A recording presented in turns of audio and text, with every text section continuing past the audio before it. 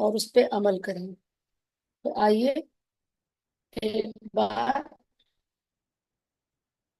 भाव से परम पूज्य गुरुदेव परमानंद माता जी की दिव्य सत्ता को स्मरण करते हुए, उनकी सूक्ष्म उपस्थिति को प्रणाम करते हुए, उनका आवाहन, साथ में आदिशक्ति माँ गायत्री का आवाहन एक बार गायत्री मंत्र के माध्यम से।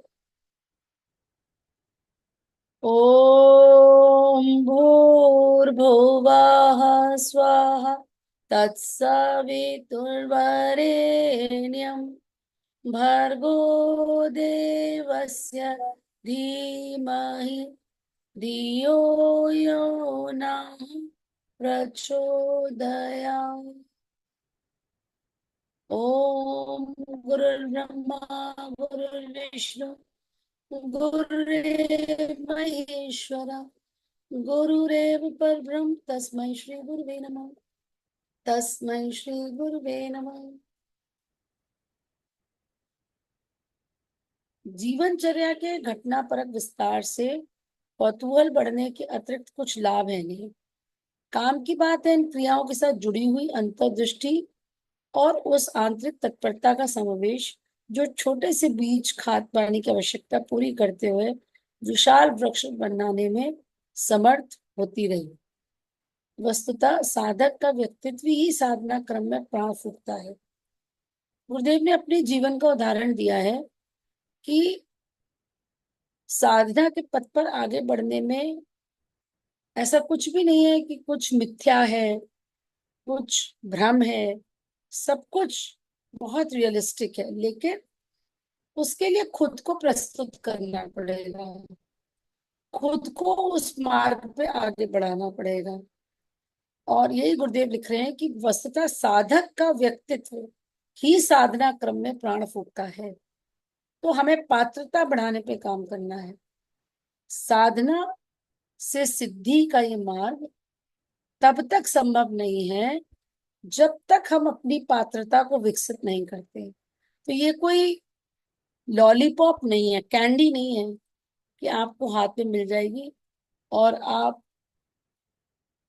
भौतिक और आध्यात्मिक दोनों दुनियाओं का आप लाभ लेते रहिए।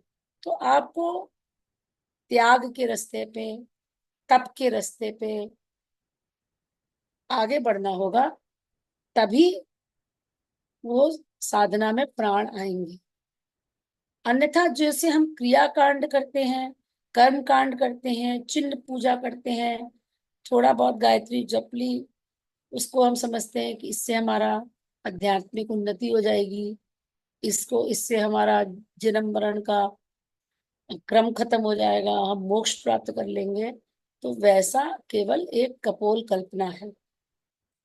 और इसीलिए अगर हम इसमें एक तन्मयता के साथ, पूर्ण मनोयोग के साथ, पूर्ण समर्पित के साथ आगे नहीं बढ़ते हैं, तो ये क्रिया कृत्य केवल खिलवाड़ बन करके रह जाते हैं। आगे पढ़ते हैं। ये तो हमने कल पढ़ लिया था। तुलसी का राम, सूर का हरे कृष्ण, चैतन्य का संकीर्तन, मीरा का गायन, राम कृष्ण का पूजन मात्र क्रिया कृत्यों के कारण सफल नहीं हुआ था। ये सब भक्ति की पराकाष्ठा पर पहुंचे हुए भक्त हैं। चाहे वो तुलसी का राम हो, सूर का कृष्ण हो, चैतन्य का संकीर्तन हो, मीरा का गिरधर के प्रति समर्पण हो, या राम कृष्ण का अपनी काली के साथ संबंध हो। ये केवल कर्म कांड या कुछ क्रियाकृत्य कर लिए उसके कारण सफल नहीं हुई। ऐसा औड़म बौड़म तो दूसरे असंख्य करते रहते हैं, पर उनके पल्ले विडंबना के अतिरिक्त और कुछ नहीं पड़ता। वाल्मीकि ने जीवन बदला तो उल्टा नाम जपते ही मूर्धन्य हो गए। अजामिल, अंगुलीमाल, गणिका, आम्रपाली मात्र कुछ अक्षर दोहराना ही नहीं सीखे थे, उनने अपनी जीवनचर्या को भी अध्यात्म आदर्शों के अनुरूप ढाला। इन सब ने अपने जीवन के क्रम को बिल्कुल उलट दिया, चाहे वो वाल्मीकि हो, चाहे अंगुलीमाल हो, आम्रपाली हो। तो ये मात्र ये नहीं कि थोड़ा सा कुछ मंत्र बोल लिए, थोड़ा सा भगवान का नाम ले लिया। उन्होंने अपने जीवन में आमूल चूल परिवर्तन किया। आज कुछ ऐसी विडंबना चल पड़ी है कि लोग कुछ अक्षर दोहराने और क्रिया कृत्य करने, स्तवन उपहार प्रस्तुत करने भर से अपने कर्तव्य की इतिश्री कर लेते हैं। चिंतन चरित्र और व्यवहार को उस आदर्शवादिता के ढांचे में ढालने का प्रयत्न नहीं करते जो आत्मिक प्रगति के लिए अनिवार्य रूप में आवश्यक है। तो यहाँ गुरुदेव क्लियर कर रहे हैं कि हम चाहे दिन भर चालीसा करते रहें, स्तवन करते रहें, पाठ करते रहें, दिन भर ही क्यों ना नाम करते रहें, जप करते रहें, लेकिन जब तक हमारे चिंतन की दिशा, हमारे चरित्र में निर्मलता और व्यवहार में आदर्शवादिता नहीं आएगी, तब तक जो आत्मिक प्रगति के लिए आवश्यक है वो हमारे जीवन में परिलक्षित नहीं होगा। अपनी साधना पद्धति में इस भूल का समावेश न होने देने का आरंभ से ही ध्यान रखा गया। गुरुदेव अपने बारे में कह रहे हैं कि हमने अपनी साधना पद्धति में, अर्थात गुरुदेव ने अपनी साधना पद्धति में इस भूल का समावेश, मतलब कहीं भी ढील ना हो जाए, चाहे चिंतन में, चाहे चरित्र में, चाहे व्यवहार में, ना होने देने का आरंभ से ही ध्यान रखा गया। अस्तु, ये यथार्थवादी भी है, मतलब रियलिस्टिक है, और सर्वसाधारण के लिए उपयोगी, मतलब आप इससे एक लेसन ले सकते हैं। इस दृष्टिकोण को ध्यान में रखकर ही जीवनचर्या को पढ़ा जाए। तो यहाँ ये ध्यान रखना है कि जो भी कुछ किया गया उसमें वो तो करना आवश्यक था ही, लेकिन उसके साथ साथ अपने चिंतन को उत्कृष्ट करना है, चरित्र को पवित्र रखना है हर दृष्टि से, और व्यवहार में आदर्शवादिता, यानी पूरा हमारे कर्म में, गुण में, स्वभाव में जो एक आइडियलिस्टिक, एक जो नैतिक मूल्य या जो आध्यात्मिक मूल्यों का की एक बेंचमार्क सेट किया गया है, उसको हमको पाना है, उसको ध्यान में रख के अपने व्यवहार का निर्धारण करना। अब नेक्स्ट चैप्टर शुरू करते हैं, जीवन के सौभाग्य का सूर्योदय। तो पहले तो गुरुदेव ने आपको यही बता दिया कि किस दृष्टिकोण से आपको उसको देखना है, कि ये ध्यान रखना है कि उनकी साधना पद्धति में कहीं भी किसी ढील की गुंजाइश नहीं थी, ये उन्होंने पहले ही तय कर लिया था। अब जब गुरुदेव ने ये पुस्तक लिखी है तो गुरुदेव 75 वर्ष के पूरे हो चुके हैं, लिख रहे हैं हमारे जीवन का 75वां वर्ष पूरा हो चुका।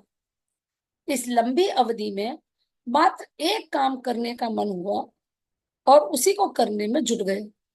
वह प्रयोजनता साधना से सिद्धि का अन्वेषण, पर्यवेक्षण, रिसर्च कर दी गुरुदेव ने, अपने को रिसर्च लैबोरेटरी बना दिया अब स्वयं को। और क्या देखना था कि साधना से सिद्धि प्राप्त होती है कि नहीं। इसके लिए यही उपयुक्त लगा कि जिस प्रकार अनेक वैज्ञानिकों ने पूरी पूरी जिंदगियां लगा करके अन्वेषण कार्य किया और उसके द्वारा समूची मानव जाति की महती सेवा संभव हो सकी, ठीक उसी प्रकार यह देखा जाना चाहिए कि पुरातन काल से चली आ रही साधना से सिद्धि की प्रक्रिया का सिद्धांत सही है या गलत।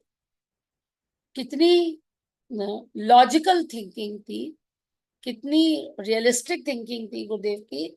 उन्होंने कहा कि जब एक एक वैज्ञानिक पूरा जिंदगी लगा देता है, थॉमस एडिसन ने बल्ब की खोज की, ग्राहम बेल ने टेलीफोन की खोज की, आइंस्टीन ने एटम बम बनाने का फॉर्मूला दे दिया, क्वांटम फिजिक्स के सिद्धांत उन्होंने ही शुरू दिए, तो ये वैज्ञानिक जीवन पर्यंत एक ही काम में लगे रहे।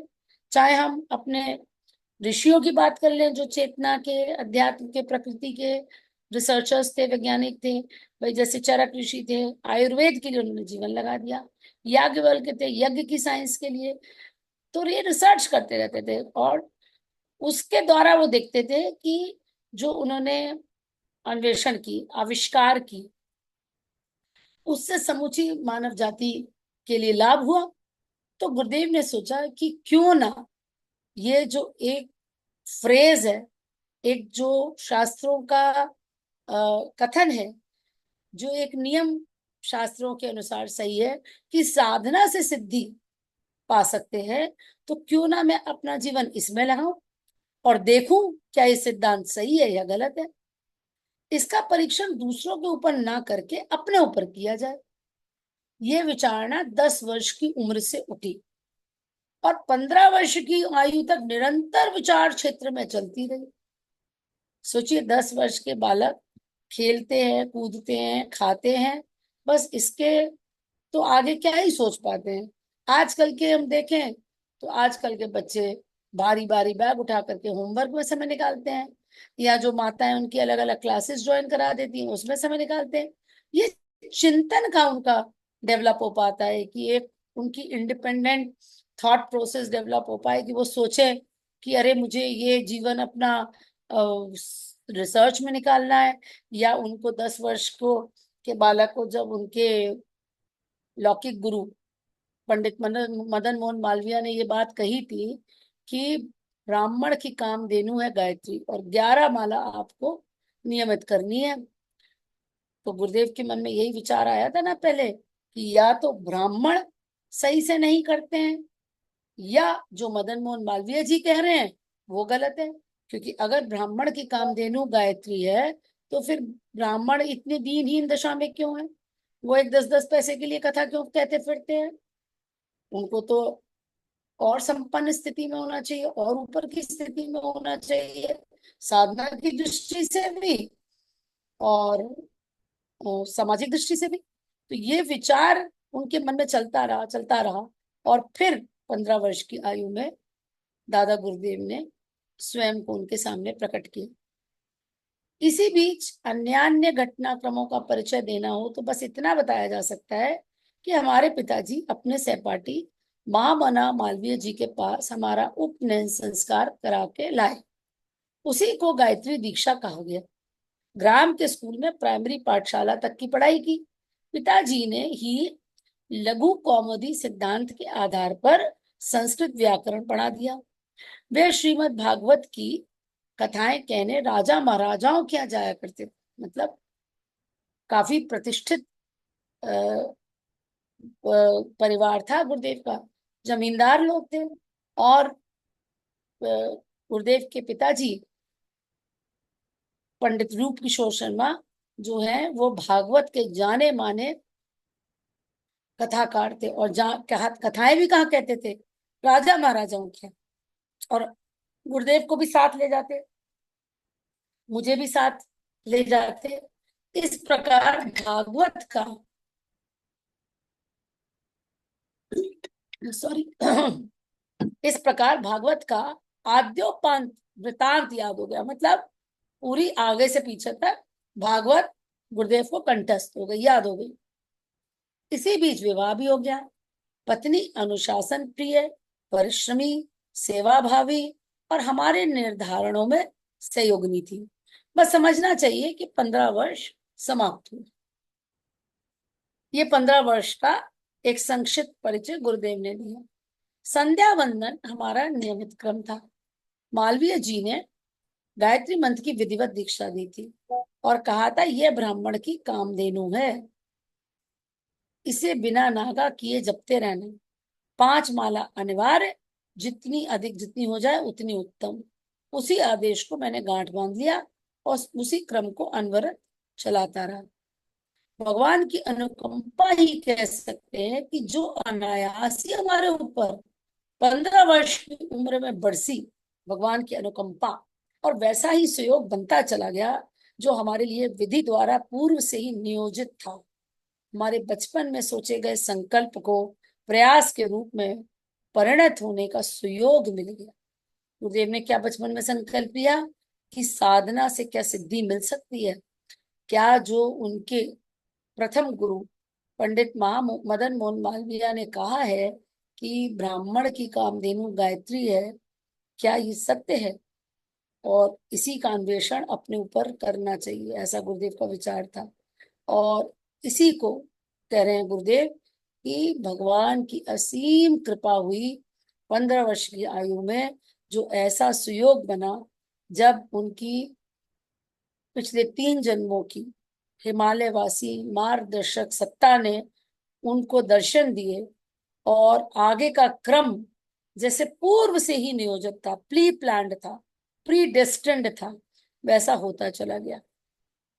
15 वर्ष की आयु थी, प्रातः की उपासना थी, अस्त का दिन था। उस दिन ब्रह्म मुहूर्त में कोठरी में ही सामने प्रकाश पुंज के दर्शन हुए। आंखें मलकर देखा कि कहीं कोई भ्रम तो नहीं है, प्रकाश प्रत्यक्ष था।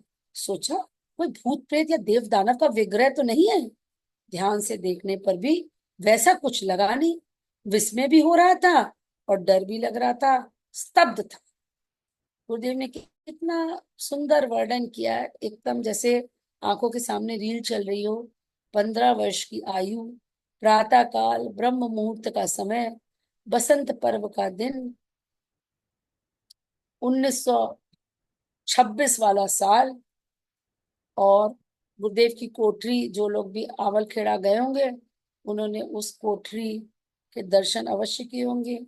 वहां आप लोग 10-15 मिनट बैठे भी होंगे। उस कोठरी में गुरुदेव को सामने प्रकाश पुंज के दर्शन हुए। पहले तो गुरुदेव को लगा कि ये भ्रम है, कोई स्वप्न तो नहीं, और प्रकाश तो सत्य था, प्रत्यक्ष था, सच में था, रियल था। तो एक बार को विचार आया कि कोई भूत प्रेत, कोई देव किन्नर दानव तो नहीं है। लेकिन अंदर से कोई बहुत डर नहीं लगा, मतलब डर तो था, और थोड़ा विस्मय वाली स्थिति, थोड़ी स्तब्धता वाली स्थिति एकदम से अचानक वैसा हुआ। पर ऐसा नहीं था कि बहुत घबराहट हो। ऐसा नहीं लगा जैसे भूत प्रेत देख के अंदर आदमी कांप जाए या कोई अनहोनी चीज हो गई, वैसा नहीं लगा। प्रकाश के मध्य में ऐसे एक योगी का सूक्ष्म शरीर उभरा। सूक्ष्म सूक्ष्म इसलिए कि छवि तो देख पड़ी, पर वह प्रकाश पुंज के मध्य अधर में लटकी हुई थी। मतलब कोई फिजिकल बॉडी नहीं दिखी, एक आकृति प्रकाश पुंज में झलकी। ये कौन है? आश्चर्य। उस छवि ने बोलना प्रारंभ आरंभ किया। वह कहा, हम तुम्हारे साथ कई जन्मों से जुड़े हैं, मार्गदर्शन करते आ रहे हैं। अब तुम्हारा बचपन छूटते ही आवश्यक मार्गदर्शन करने आए। मतलब वो पहले से ही ऑब्जर्व कर रहे थे गुरुदेव का जीवन। जब से गुरुदेव ने, बल्कि जन्म क्या लिया, वो तो जब से गुरुदेव ने अपने माँ के गर्भ में आए होंगे तभी से वो उनको ट्रैक कर रहे थे, वेट कर रहे थे बस कि थोड़ी परिपक्वता आ जाए, बचपन खत्म हो जाए। क्योंकि वो कह रहे हैं कि हम तो तुम्हारे साथ जन्मों से जुड़े हैं कहीं, और तुम्हारा मार्गदर्शन तब से करते चले आ रहे हैं। अब तुम्हारा बचपन छूटने का इंतजार कर रहे थे, अब आवश्यक मार्गदर्शन करने आए, मतलब आगे की प्लानिंग बताने आए हैं, आगे के जीवन का क्रम समझाने आए हैं। संभवतः तुम्हें पूर्व जन्मों की स्मृति नहीं है, इसी से भय और आश्चर्य हो रहा है। पिछले जन्मों का विवरण देखो और अपना संदेह निवारण करो। अब उनको प्रूफ दिया, उनकी मार्गदर्शक सत्ता ने, उस सूक्ष्म छवि ने जो प्रकाश पुंज में दिख रही थी, उन्हें ये कहा कि हाँ, हमें लग रहा है कि तुम्हें अपने पूर्व जन्मों की स्मृति नहीं है। इसी से ये भय और आश्चर्य का मिला जुला भाव तुम्हारे अंदर जागृत हो रहा है। लेकिन मैं तुम्हें तुम्हारे पिछले जन्मों की झांकी दिखाता हूँ, और इससे तुम्हारे अंदर जो थोड़ा सा भी कहीं संदेह हो रहा है, उसका जवाब मिले या उसका निवारण होगा। उनकी अनुकंपा हुई और योग निद्रा जैसी झपकी आने लगी। बैठा रहा, पर स्थिति ऐसी हो गई मानो मैं निद्राग्रस्त हूँ। तंद्रासी आने लगी। योग निद्रा कैसी होती है, इसका अनुभव मैंने जीवन में पहली बार किया। ऐसी स्थिति को ही जागृत समाधि भी कहते हैं। इस स्थिति में डुबकी लगाते ही एक एक करके मुझे अपने पिछले कई जन्मों का दृश्य क्रमशः ऐसा दृष्टिगोचर होने लगा मानो वह कोई स्वप्न न हो करके प्रत्यक्ष घटनाक्रम ही हो। कई जन्मों की कई फिल्में आंखों के सामने से गुजर गई। आज याद आता है, जिस सिद्ध पुरुष अंशधर ने हमारी 15 वर्ष की आयु में घर पधार कर पूजा की कोठरी में प्रकाश रूप में दर्शन दिया था, उनका दर्शन करते ही मन तत्काल अनेक प्रश्न सहसा उठ खड़े हुए थे। सदगुरुओं की तलाश में आमतौर से जिज्ञासु गण मारे मारे फिरते हैं। जिस तिस से पूछते हैं, कोई कामना होती है तो उसकी पूर्ति के वरदान मांगते हैं, पर अपने साथ जो घटित हो रहा था वह उसके सर्वथा विपरीत था। बड़ा ही सहज जिज्ञासा थी गुरुदेव की कि हमको जिस सिद्ध पुरुष के अंशधर ने हमारी पूजा की कोठरी में स्वयं आकर के दर्शन दिया और बात करी, तो ऐसा तो सुना नहीं। क्योंकि लोग तो गुरु की तलाश में जंगल जंगल हिमालय की यात्रा करते हैं, भटकते रहते हैं और यहाँ वहां पूछते हैं, अपनी जिज्ञासाओं की पुष्टि करते हैं, अपने मन को मजबूत करते हैं कि कौन हमारा गुरु होगा। फिर कई कई कामना की पूर्ति के लिए किसी किसी से जुड़ते हैं, पर ऐसा तो हमारे साथ नहीं हो रहा। महामना मालवीय जी से गायत्री मंत्र की दीक्षा पिताजी ने 8 वर्ष की आयु में ही दिलवा दी थी। उसी को प्राण दीक्षा बताया गया था। गुरु वर्ण होने की बात तो वही समाप्त हो गई थी और किसी गुरु को प्राप्त होने की कभी कल्पना भी नहीं उठी। फिर अनायास ही वह लाभ कैसे मिला, जिसके संबंध में अनेक किंवदंतियां सुनकर हमें भी आश्चर्यचकित होना पड़ा है। अब जो एक नॉर्मल एक अंडरस्टैंडिंग होती है, जो एक कॉमनली प्रचलित है एक बात कि एक गुरु का वर्ण हो गया तो बस, अब आगे गुरु ढूंढने की तो कोई बात ही नहीं है। तो गुरु दीक्षा तो मदन मोहन मालवीय जी के द्वारा गुरुदेव के पिताजी ने 8 वर्ष में ही दिलवा दी। तो अब गुरु तो हो गए वो, उन्होंने गुरु मंत्र भी दे दिया। तो अब किसी और गुरु की कल्पना तो गुरुदेव ने की नहीं थी। फिर ये क्या हो रहा है, फिर वो मार्गदर्शन जैसी बात कैसे कर रहे हैं।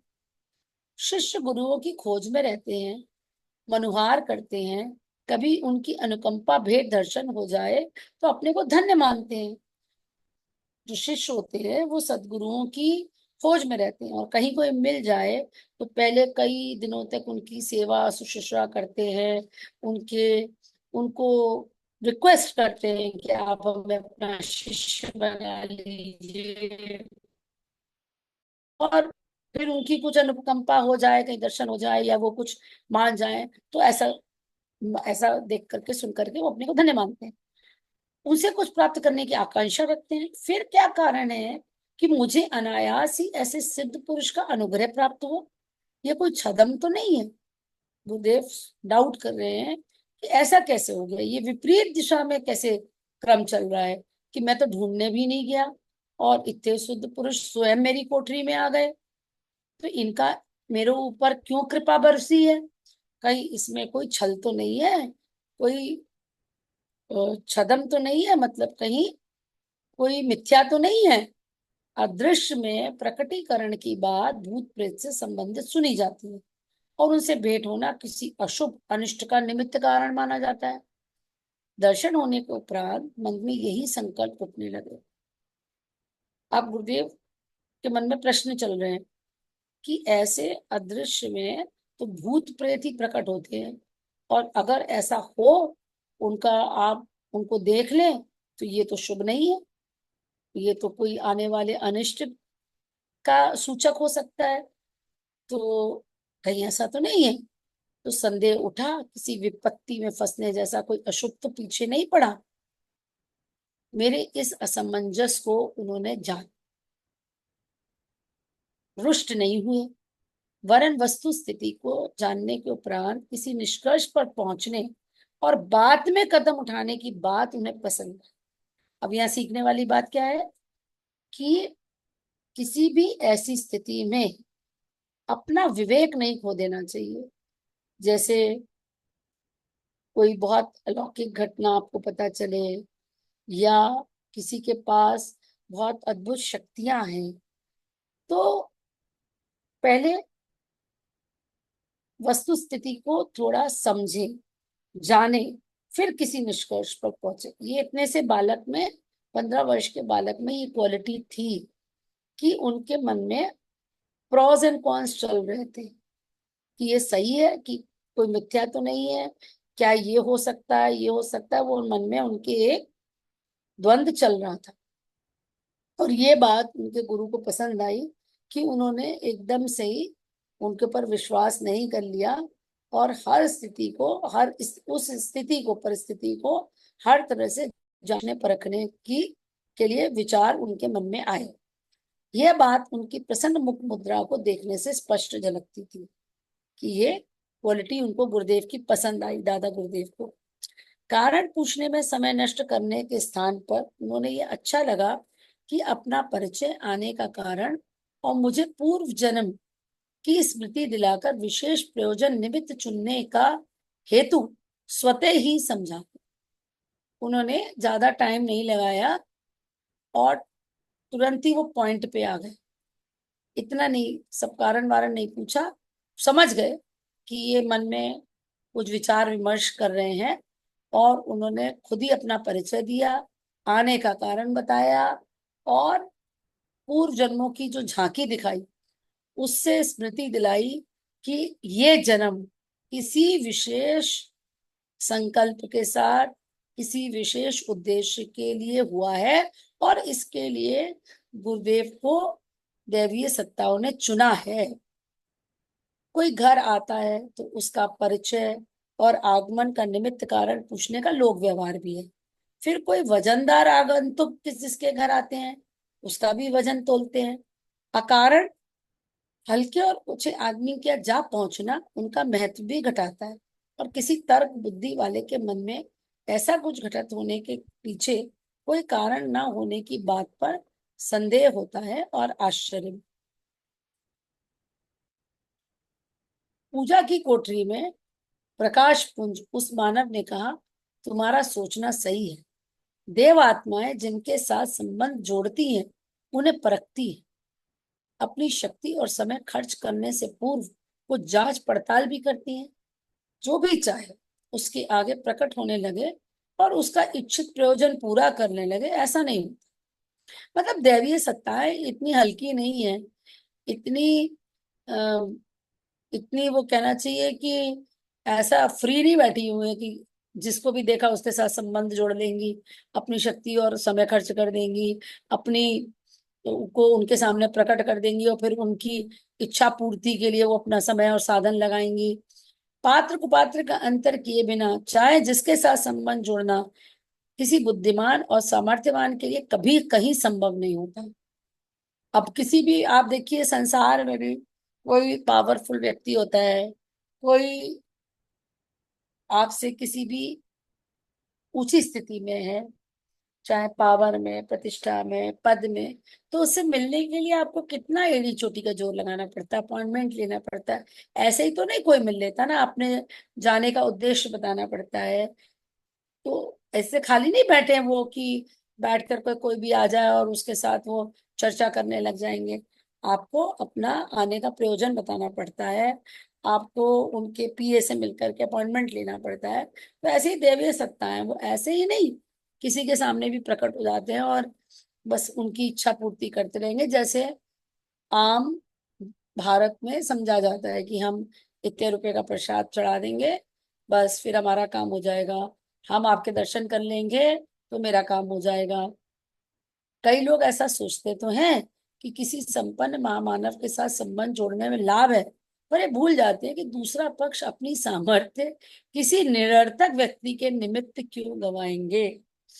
तो फिर वही बात हो गई कि अगर बूंद को सागर से मिलना है तो बूंद के अंदर भी वही क्वालिटीज डेवलप होनी चाहिए, है ना। दूध और पानी का मिलन हो सकता है क्योंकि वो मिक्सेबल है। तो पानी को दूध के स्तर पे आना पड़ेगा तब तो मिलेंगे ना। लोहे और पानी का मिलन तो नहीं हो सकता। तो फिर वही बात आ गई कि अगर उन तक पहुंचना है तो अपनी पात्रता विकसित करनी पड़ेगी। आज के लिए बस यही चिंतन कि हम अपने गुण कर्म स्वभाव को जांचें, अपने चरित्र चिंतन व्यवहार की ओर निगाह डालें और दूसरे को ना देख करके अपने ऊपर काम करें। और ये फुल टाइम जॉब है, 24x7 लगे रहे तो भी कम है, क्योंकि समय वैसे भी कमी है। तो आज की बात यहीं पे समाप्त करते हैं। माता और कुछ जरूरी सूचनाएं हैं, 1 मिनट हाँ, के लिए रिकॉर्डिंग बंद कर देते हैं, फिर